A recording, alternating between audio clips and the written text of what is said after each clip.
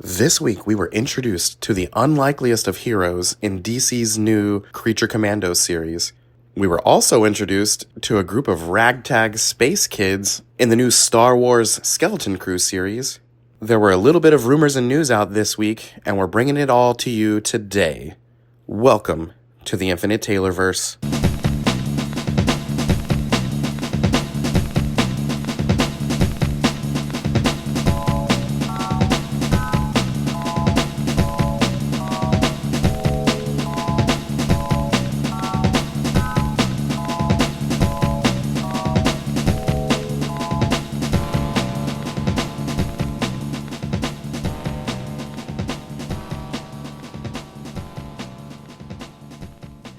Warning. Red alert. Danger, Will Robinson! Danger! That's the emergency alert. This episode is full of spoilers for some of the latest and greatest nerdy movies and shows. Spoilers. Listener discretion is advised. What's up, everybody? Welcome to the Infinite Taylorverse podcast. I'm Billy Taylor. And I'm Taylor Oxner. And this week we are back to talk to you guys about all the fun things going on out there in the pop culture universe. But before we get started, Taylor, what are you nerding out about this week, man? This week I'm nerding out about a game called It Takes Two, and it's was one of the free games this month from PlayStation, and it's like a co-op game where you have to like take turns making puzzles to get through the puzzles together. And Lauren and I have been playing it, and it's like a lot of fun. Cool. Let's see, this week I've been nerding out about making custom 3D prints for people. So a few Christmases ago, I started making these custom Christmas ornaments for people. You can take any photo they give you, any words they ask, make a certain image, put it in this software, and you can turn it into a Christmas ornament. And then you put a light bulb in it, and it lights up, and it looks really cool. But my 3D printer has been out of commission for over a year, and I've just been so busy that I haven't even dealt with fixing it. But a friend of mine helped me fix it last week, and I made a post online, and I've already sold 8 or 10 ornaments for this year. And it's just really fun to me on the creative side to make them in the software, and then it's really cool to watch them print. And it takes about 15 or 16 hours to print one because you got to set the settings super slow to make sure the picture part comes out very detailed, because 3D printers are really good at going fast and missing fine details if you don't do it slowly. So anyway, I'm just nerding out about how fun that's been to get back into. And I don't know, I love doing creative type things. And sometimes you get real busy with life and you forget, like, oh yeah, I have fun doing these creative things. And it's just been fun to get back into that. Did you see that the competitor to SpaceX now 3D prints the hull of their shuttles? I didn't see that, but that's crazy. Their 3D printer is like the size of, it's like a small building. Man, the that's printer crazy. itself, and then like they can build the hull of a shuttle in 24 hours. Oh, that's crazy. Yeah. Have you seen those 3D printers that use cement as the substance, whatever you want to call it, and they can literally 3D print a home out of concrete? No, that's amazing though. It's crazy. You'll have to Google it when we're done. It's pretty crazy. I can imagine. Kind of like you said, their printer for SpaceX must be the size of a warehouse. So are these giant devices that, they flatten out the soil, the dirt, whatever, and then they push go, and the thing just starts 3D printing cement until it's in the form of a whole building. It's crazy. Yeah. Anyway, let's go ahead and jump into the news for this week. It's kind of a light news week. Over with Marvel, anyone who's dying to watch Venom: The Last Dance, it will be available to purchase. Actually, starting today, us recording, it's available now. So if you're dying to see it, you didn't go to the theaters to see it, it's not quite on the free streaming services, but you can purchase it at home now for anyone that hasn't seen it and wants to. I can't imagine anybody who wanted to see it like really badly hasn't seen it. That's true. That is true. This week they've been announcing a lot of Golden Globes nominations, and a lot of stuff has been nominated. Agatha All Along from the Marvel side of things was nominated for several categories. The Penguin was nominated for several categories. Deadpool and Wolverine was nominated for several categories, and so was Wicked. It was nominated for several categories. So that'll be fun to watch and see what all these shows and movies win. Yeah, it's always fun to see who flips out and does weird crap on those shows. That's And what those shows have become for me. Oh, I'm yeah. just excited to see who gets weird. Like Will Smith and Chris Rock. Yeah. Or like, a Kanye West walking up in the middle of a Taylor Swift. I mean, that was a decade or more ago now at this point, but Who doesn't It remember feels that? I feel like everybody, every year, there's something weird that goes down. Even if Yeah, it's just a little thing, somebody says something off color or yeah, something. I feel like every year there's something that goes down. yep. And I've always thought it's weird that these shows categorize comedy and musicals in the same category instead of each having their own. Oh, yeah. I mean, I think the Tonys are their own for musicals and plays, right? Yeah, I just That's probably why. I'm just trying to picture. Obviously, these are from different decades, but putting up, The Hangover next to Wicked, like how are you even comparing these two things? Yeah, that's true. But yeah, anyway, I'll watch it. It'll be fun, and you guys know how I feel about Wicked. I can't wait to see it again. I've already seen it a few times, and yeah. My friend Danielle's seen it 6 times. Oh, that's crazy, and I'm jealous. Yeah. Just the way they mastered storytelling in that musical. It's music I've listened to for decades, and then finally seeing it on the screen, and I'm not even kidding, when the camera starts, and we all know the Wizard of Oz story, so this isn't really a spoiler. It's the visual opens up to her hat on the ground, and there's a puddle of water all around. And so you can use your imagination as to what just happened. And suddenly the camera pans out over the skyline of what's going on, and then boom, the cymbals clang from that first song. It's like, oh my gosh, this is so freaking good. And that's a total musical nerd thing. Just the way the music was written and the way they added the images at the right, perfect, exact spots. This thing's gonna win so many awards. Yeah.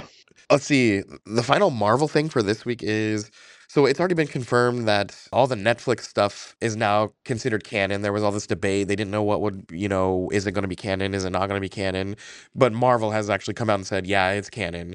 So the new Daredevil Born Again, which is coming pretty soon, they've said that it is canon and it's going to take place 5 years after the original series. So it's going to pick up, if you can remember the finale of what they did on Netflix, it'll be 5 years later. And yeah, I'm just so pumped to see it. And I can't wait to see now that it's officially MCU. Will we see Spider Man? Will we see Deadpool? Will we see other cameos? Like, I don't know. I'm just so excited to see what they do with this show. Yeah, well, I think originally the plan was for Spider-Man to show up and it just the Sony deal didn't go through. Yeah. Oh, Sony.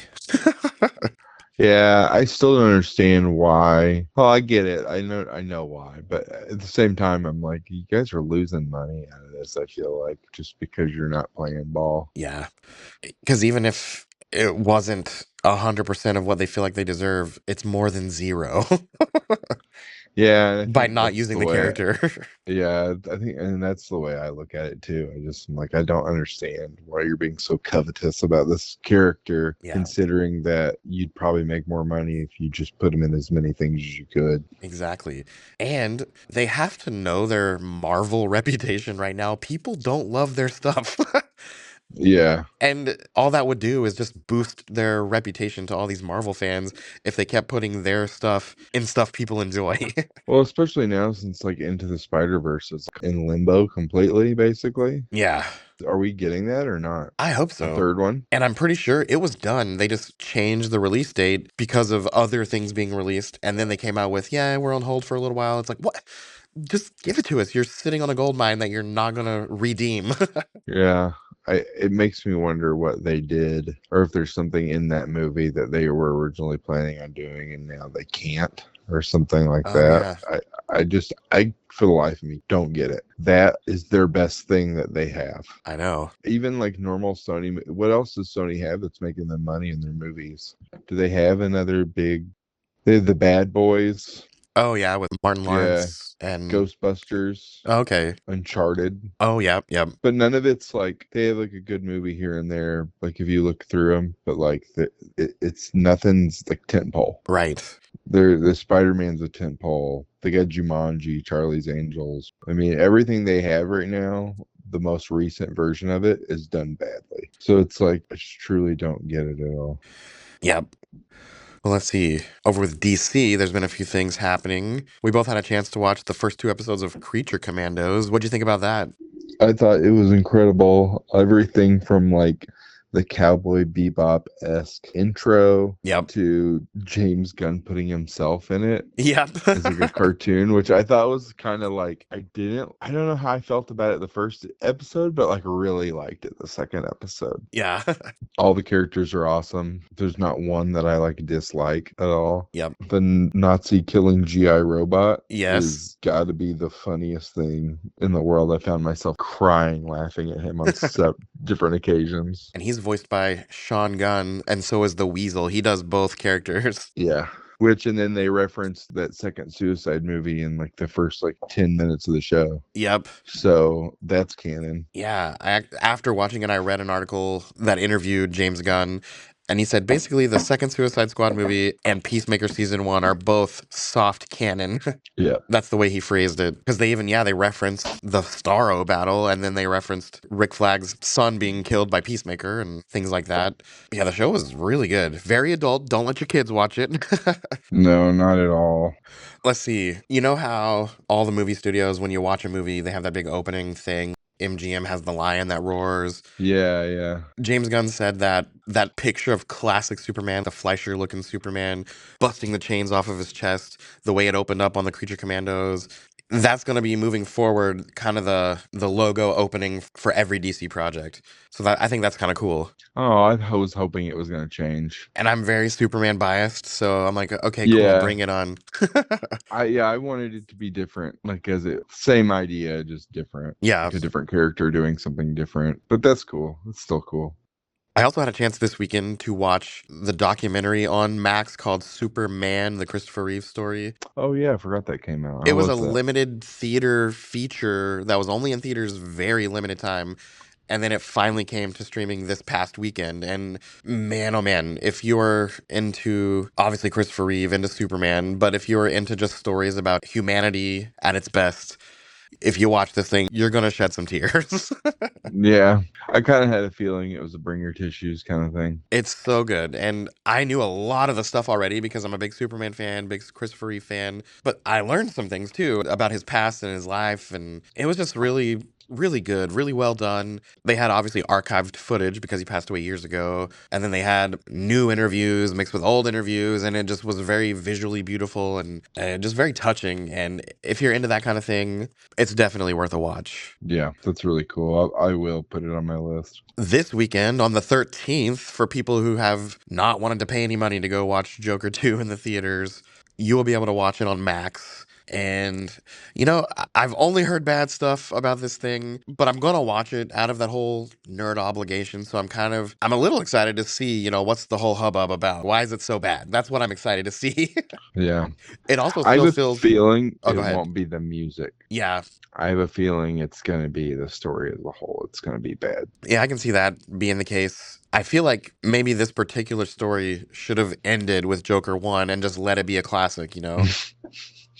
Well, even then, though, as time went on, that classic has eroded because of all the edgelordy kind of crap that surrounds it. That is true. And for the fact that the longer and this is my personal opinion, it's just you don't have to take it for anything. But the further I've gotten from it, the more I realize it's just Taxi Driver. Right. It's the same movie with a Batman skin. Yeah, Batman skin, and which it's cool and it looks really nice, and everybody acted the crap out of the movie, but it makes it a little like, oh, what's the word I'm looking for? It takes the originality, kind of sucks it kind of out of it, Yeah, and just makes it this weird edgy movie, which like cool. But now that I look back on it, I kind of wish it wasn't a Joker movie, and I wish it was just a movie. Yeah, especially now that the second one has come out and has been so badly panned. This is another one of our, we'll say, our cherished icons. Right. And I'm using that word very, very loosely because of who the Joker is. And it's a good way of taking that and kind of taking a crap on it. Right. And so I think I might skip this one. Yeah. Completely. Just because I don't know, man. The Joker's been so done up and down, left and right, and like done dirty and done done good, and I might be exhausted of that character Yeah. at this point. Like truly, like I might be burnt out. I Yeah. had the same thing with Deadpool a few years back. I had that same thing around the New 52 era. I was so sick of Aquaman and Cyborg and Harley Quinn. I feel like these companies will push a character for a while, and not necessarily like a main character, but like a side character, and they try to push him into the forefront, and because of that, they like put them everywhere. And I think that character starts to get watered down over time Yeah. and not become as and this might come off as me being old and like hateful too. Like now that I'm saying it, you know what I mean? I'm like, oh, that version sucks, blah blah blah. But I'm not really saying that because I like a lot of different versions of things. I feel like if that many people hate it, then you probably fumbled it a little bit there. Yeah. I haven't seen it, so I can't judge it yet. But the fact that it's the first DC or Marvel movie that I have not gone to the theater for in over a decade, that's got to say something, maybe? It still feels a little weird to me. Yeah, did you go to see Catwoman in theaters? Oh, man, that was a long time ago. I know, that's why I'm trying to think. I think that was the last DC movie I didn't see in theaters. I did see that in theaters with friends, and it was just one of those random, hey, let's go to the movies. And I just remember thinking, well, that's not Catwoman. Yeah. That's a woman with cat powers. Or it's like the Electra movie. Yeah, right. I have the same feeling now towards Iron Fist. Yeah. I have complicated feelings about the Joker right now. I'm sure it'll be fine in about a year when everyone shuts up about him. But Yeah. I mean, there's got to be a character who you just like, nope, I'm over it. Oh, I'm sure if I thought hard, I could think of one or two. Like, you didn't get overwhelmed by Cyborg during the New 52? I don't think I did. See, I really always liked Martian Manhunter. Yeah. And I feel like they replaced him in the New 52, and then they brought him back because remember they brought him back with like the Stormwatch. Yeah, that's true. And up until this new Snyder Justice League, not new at this point, it's a few years old, but he is not returned. That's true. And now both of them are on the team. He's a Teen Titan character. Yeah. It's cool. It's cool that he's in the big Justice League and everything. It's not for me, I don't think, to put that character in every single book, every Justice League book for a while there. Yeah. He's in every single one. Like it was like Batman or like Wolverine in the Marvel Universe. It's just like at a certain point, you're just like, okay, stop. Right. You can't be in all these places at once. It doesn't even make sense. Yeah, it's starting to not make sense. Yeah, exactly. Wait, the last thing I have with DC, there was an interview with the creators of the Superman and Lois TV show, and they said if the show hadn't ended, it was going to go about 3 more seasons, and it was going to touch on storylines that involved Brainiac and Darkseid. So I'm really bummed out to know that I'm not getting those with who might be my favorite modern Superman. Such a bummer. So, you know those interviews that we always get like after movies or after a show ends where they tell us all the things that the show could have been? Yeah. Do you like those interviews or do you find yourself resenting them? I see what you're saying. Yeah, I read them. I read them all the time, in fact, but I do too. it is a bummer when you learn like, oh, what could have been. So yeah, it's equal parts interesting and oftentimes a big bummer. Do you have one that you know off the top of your head that's like one of your favorites? Because I have one of mine. Let's see. What's yours? Mine is the 90s animated Spider-Man was supposed to get 2 more seasons, and he was finally supposed to find Mary Jane, and he never does. But in the X-Men 97 series, you see them together looking in a window watching the X-Men on the news. Yeah. And so somebody explained that, yeah, that he did find her eventually. But that was supposed to be like a big thing. Also, there were supposed to be more seasons of Alphas. And that's a bummer because that's such a good show. Yeah. It's funny. I'm trying to think. I can't think of an example of what would have been if it wasn't canceled. You know, the Silver Surfer series ended after the first season with the whole universe exploding. Yeah. And that's how and the screen goes white, and that's the end of the series. Yeah. That would have been cool to have ended and not have an existential ending to the end of a children's TV show. Right. Also, who thought that the Silver Surfer would be a good children's TV show? Yeah. Now, Smallville, which was my favorite show at the time, and it's in my top 5 favorites ever, when it ended, and it wasn't canceled, it concluded after 10 seasons, they wrapped it up. Because it's kind of hard to write a story about Clark becoming Superman when he's old. Especially like after he was Superman the last like 2 seasons, basically. Right. It's like And how far can you push it before he's actually Superman? exactly. So they actually made a comic book called Smallville Season 11, and it went for a Yeah. while, and it dove into lots of stuff. Him actually being Superman, or him meeting Bruce Wayne and teaming up with Batman, him teaming up with other DC characters, and Lex really, really getting to fully be an evil villain, not just his bad friend, and Yeah, uh, Green Lantern's in it too, I remember. Green Lantern's in it, all kinds of versions of all kinds of characters. So it's really cool that they've continued that in a comic book. So it's cool to see what could have been, but to actually get to see it. And for people who listen to those guys, they do their Talkville podcast where they're rewatching the whole series and then talk about it. They actually are kind of working on reviving the series as an animated series. And I think that would be super cool. That would be really cool if they did it right. Yeah. I could see them doing it wrong. If they don't get everybody, don't do it. Yeah. I don't know how it would work with someone like Allison Mack, who played Chloe. Yeah, if they do that show well, I know I'd be down for it. It's so crazy to me. Yeah. What happened with her at the end of that show? Doesn't she wind up becoming like Oracle? Yeah, she kind of becomes Oracle. Like And Superman Oracle, or does she become like the real Oracle? she becomes this universe's version of the Oracle. And she also marries Green Arrow in this universe. And they have a kid. Okay. Well, that guy's doing another show too. What's that? He has like a new show out. Yeah, he was on This Is Us. And then he's on that, I think it's called Tracker. That's what it's called. Yeah, Tracker. Yeah, I saw a commercial for it and I was like, oh man, I don't want to watch this. It's like a burn notice, or like it's like one of those shows where you're just like, okay, well, Right. we'll see if it becomes like a good show in about 10 seasons. But it'll be like one of those shows that goes for 5 or 6 seasons, and like there are people who watch it, but you don't know anyone who watches it. Yeah. My parents would watch it probably. Yeah. Every now and again, I don't mind watching one of these procedural type shows. My wife and I really loved Hawaii Five-O, the remake of it. And Oh, really? every That's now and funny. again, stuff like that just kind of does a good job. Well, let's see. Over with Star Wars, we both had a chance to watch episode 1 and 2 of Skeleton Crew. Woo! Yeah, it was really fun. It was very Goonies / Stranger Things in space. It was definitely for kids, but I had a good time watching it, and I'm excited to. Last week when I watched it, I just watched it to be able to watch it before this week. But this week, we're going to purposefully try to watch it with our kids, and I think it's going to be fun, and I think they're going to like it. Yeah, I watched it with Miles, and after the first, where they all like go into hyperspace at the end of the first episode, Miles was like, "Where'd they go?" And I was like, "I don't know, buddy." And luckily, we had another episode, but at the end of that one, he goes, "I want to watch more." And I was like, "We can't. We gotta wait." And it was the first time I think he's had to do that. Yep. He didn't understand it. Yeah, it was definitely enjoyable. The characters were cool. I liked the design of some of the characters. And they showed some behind the scenes stuff on something that I saw, but the little kid that plays the elephant looking space creature Yeah, is just a little kid wearing a costume. And I thought that was kind of cool. that is cool. But yeah, that was fun. Oh, other Star Wars news. So we know that we're getting this Mandalorian and Grogu movie pretty soon. So Jeremy Allen White, who's Carmi from The Bear, he's going to be playing Jabba the Hutt's son in this movie. Cool. So I thought that was kind of cool.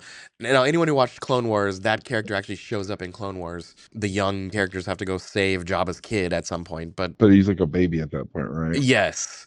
But I wonder, those creatures don't even speak English, and they are giant slug-looking things. So Yeah, they're hut knees. I'm just trying to picture, that's kind of a current big star right now, and he's just going to be back there, bok dok tuta, like making noises, I guess. I don't know. Yeah, that's awesome. Well, hopefully he might be bilingual. Yep, speak that Huttonese. Huttonese is crazy sounding. I wish I Right. could speak Huttonese. Let's see, last couple things here. Some new trailers came out this week. The new Star Trek Section 31, starring Michelle Yeoh, whose character was in the Star Trek Discovery series in the earlier seasons. The movie about her and that whole Section 31 mysterious secret organization. The trailer came out, and it looks really good. So I'm excited to see that. Is that going to be just a Paramount only, or is that going to be in theaters? I believe Paramount Plus, yeah. And then the trailer for the Doctor Who Christmas special came out this weekend, and that looks really good too, but I don't expect anything less. That show's been awesome lately. Yeah, it hit you with nostalgia. That seems to be their weapon of choice as of late. Yes, and it's working. That's okay. Shows like that can work off that. When they're that campy, you can be cheap. You can get the cheap cry and the cheap thrill. Like if your show's campy like that, it almost kind of works on brand with it, Yeah. You know, it's, with Doctor Who, with me, every time I watch it, it's unpredictably predictable. Right. If I'm saying that right. But yeah, like there are times when I'm like, of course they did that. That makes total sense. But I wasn't thinking of it. Does that make sense? That does make sense. You I didn't didn't think about bringing Tennant back ever, but when they brought him back, I was like, that's perfect. I love that. like, why wouldn't they? Yeah, that's so stupid. Why wouldn't they have done that at least once? And I love that, you know, bringing him back, it's like, oh, who didn't see that coming? But bringing him back as not his old self, as literally a new incarnation, it's like, no one saw that coming. Yeah, it's proper weird, as the British would say. Very proper. It's proper weird, which means in English it's super weird, Right. but it's a great show. Last thing on my list for this week. So locally, we have obviously every year our big Planet Comic Con that happens. And last week we got the announcement that Andy Serkis is going to be at Planet Comic Con, which first of all, that's amazing and crazy. Yeah, guy from Venom 3. Right. Well, this week they announced Mike Coulter is going to be there, aka Oh, Luke Cage, and that is so sexy cool. meter just went to 100. Right? I'm real He excited that he's makes, going to be there. I know, he makes me nervous. Right. my palms are sweaty. Yeah, well, I'm also sweaty right now. Luke Cage around. I will say this: there's no one better to play that, and that he's back doing it is going to be amazing. Oh, I know. I'm so glad. Of all the cast, I'm glad he's back. Yeah, because it was perfect. Like it was perfect casting that I would have thought Terry Crews back in the day. Terry Yeah. Crews is Luke Cage. Like he in my brain, like I used to read comics as Terry Crews as Luke Cage. Physically, that makes But perfect sense. yeah, but then once they did, after I saw that first episode, I was just like, nope, this is him from now on. And that's a hard thing to do once you have somebody stuck in your head as a character. It's a hard thing to change it, but that's how good he was. Yep. So, plus now I watch a lot of Brooklyn Nine-Nine, and Terry Crews is a big goofball in that, so it's kind of hard to see him as that character now. Oh, I know. I love him in that show. Yeah, he's amazing in it. They made another announcement today. Now, this is kind of a repeat guest, but Amy Jo Johnson, the original Pink Power Ranger, is going to be there, and I can get my Pink Ranger Funko Pop signed. Woohoo! You've met her before, yeah? Yeah, that she's someone I've met in the past. The only from the first 3 seasons, which were the 3 Mighty Morphin seasons, I've met every single Ranger except Kat, the second Pink Ranger. She's the only one I have not met. Did you meet what's her face before she died? That is a good point. I should say that is still living because Oh, okay. Twee Trang, who played the original Trini, she passed away when I was still in high school. So way before I started, you know, attending cons and stuff like that. So yeah, I guess I should have said the only living Ranger from the original 3 seasons that I haven't met. But hey, that is all the news for this week. So make sure you guys come back next week and have a fun listen with us. And as for us here at the Taylorverse, I've been Billy Taylor. I'm Taylor Oxner. Come back next week, guys. Same Taylor time, same Taylor channel. Bye. Bye.